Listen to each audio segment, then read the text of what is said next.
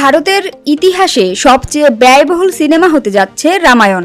বলিউডে শুরু হতে চলেছে এক নতুন মহাযুদ্ধ, অর্থাৎ আসছে নতুন সিনেমা রামায়ণ। শুধু তাই নয়, নিতেশ তিওয়ারির পরিচালনায় এই সিনেমাটি হতে যাচ্ছে একটি মেগা প্রজেক্টও, যা 2 পর্বে বিভক্ত। সিনেমাটিতে রয়েছে বলিউডের রণবীর কাপুর ও দক্ষিণের যশ।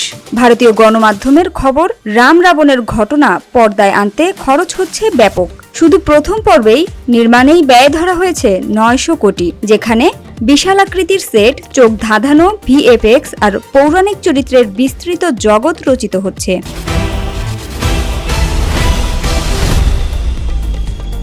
এরপর দ্বিতীয় ভাগে অর্থাৎ রামায়ণ 2 এর জন্য আরও 700 কোটি টাকা খরচ করা হবে, যেখানে থাকবে ধুমধুমার অ্যাকশন সিকোয়েন্স।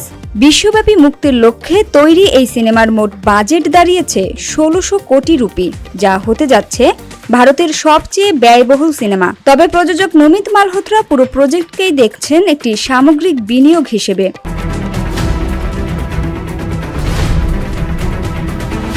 কেন এত বড় ঝুঁকি নিলেন প্রযোজক? ছবি ঘনিষ্ঠ এক সূত্রে জানিয়েছে, ছবি নির্মাতা নমিত মালহোত্রার কাছে রামায়ণ কোনো সিনেমা নয়, ভারতীয় গল্পকে আন্তর্জাতিক মঞ্চে পৌঁছে দেওয়ার একটা লক্ষ্য, অর্থাৎ মিশন। তাই আন্তর্জাতিক দর্শককে আকৃষ্ট করতে হলে ছবির মাত্রা হোক কিংবা ভিজুয়াল, কোনো ক্ষেত্রেই আপোষ করেননি তিনি। এবং প্রযোজকের দৃঢ় বিশ্বাস, তিনি এই ছবির থেকে আর্থিক লাভও করবেন।